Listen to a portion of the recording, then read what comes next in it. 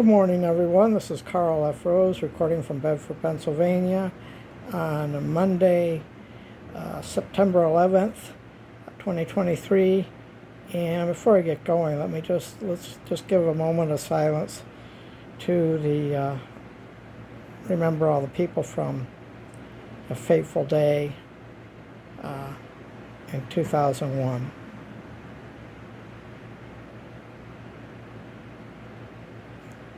Okay.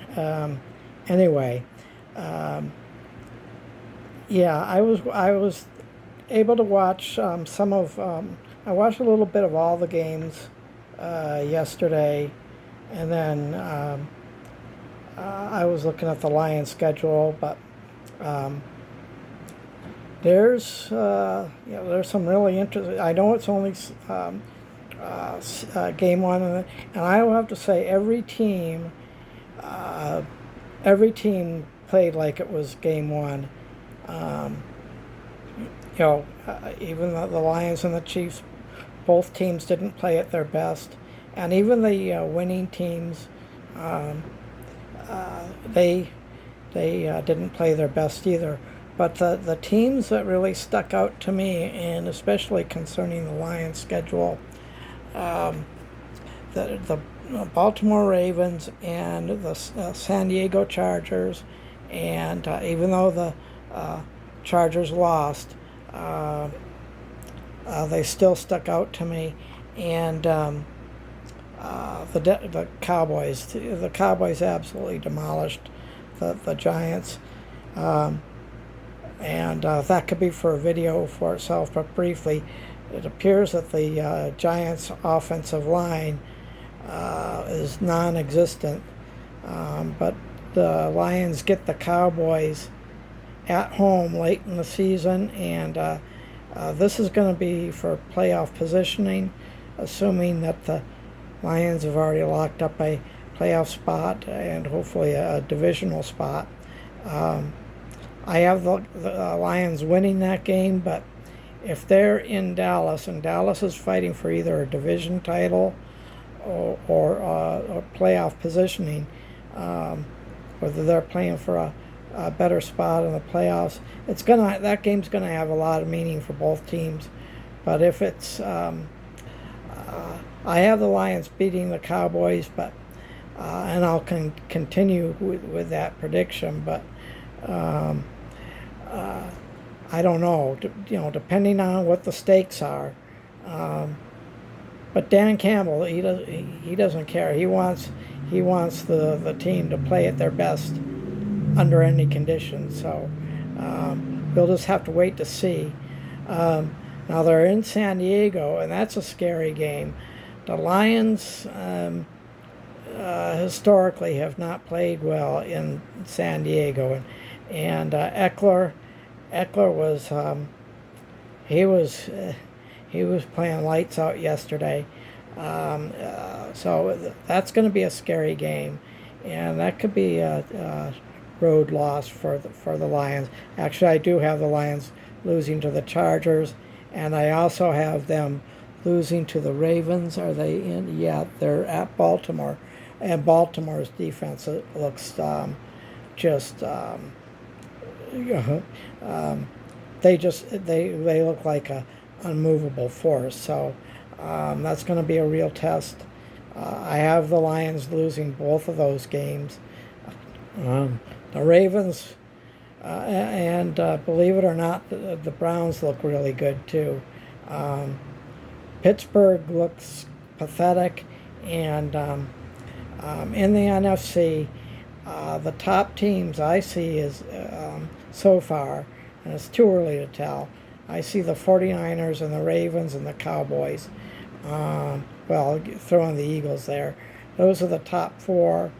And then I would have to say the Lions would be number four at this point in time. The Eagles, yeah, the Eagles they're going to have a good season, but the Cowboys, it looks like the Cowboys and Eagles are going to be battling out. And maybe Washington, the Commanders might have a better record than y'all think, but I just wanted to get this out that after week one, it's really hard to say. All teams, including the Lions, are still working to get all their kinks out. And then remember again, for the Lions, they still need to get Mosley back and JMO back. So hopefully JMO is going to be good to go against Baltimore, because they're going to really need, with Baltimore's defense, they're going to really need JMO. Yeah, they're gonna need Mosley too. So so that'll be interesting to see. I'm not sure the status on Mosley. I'll have to look. Excuse me. I'll have to look at the injury report. I know the injury reports don't come out until Wednesday, but last thing I want to get onto is Seattle. They play Seattle next week, and hats off to Matthew Stafford. He admitted that all of last year he wasn't himself. He was in pain, and he was playing pretty good. There was a couple of throws he made that I think that he could have. He overthrew a couple of players, and that was on him. That wasn't on the receiver. So. Yeah, Stafford was still a little rusty, but they came up with a win in Seattle. So that's good to see. I still want to see Matthew Stafford do good, unless he's playing against the Lions, of course. But that was nice to see. I'm glad to see him. Finally, he looked good. He looked healthy. But yeah, he also looked rusty, and Pete Carroll. He is probably the of all the coaches, with the exception of Mike McCarthy, on the Cowboys. Pete Carroll is probably the most annoying coach in the league, and but there's a reason the Lions need to beat Seattle next week. And for a couple of reasons. I don't have my tablet on my holder, and I have tremors. My tremors are pretty bad, so please pardon the shaking. That's just the way it is. But yeah, it will have playoff implications, because I see Seattle as being a playoff team. And like I said last year, the first game of the season when they were playing the Eagles, I said that Lions and the Eagles game would impact the playoffs. And actually, as it turned out, the loss to Seattle was probably more crucial.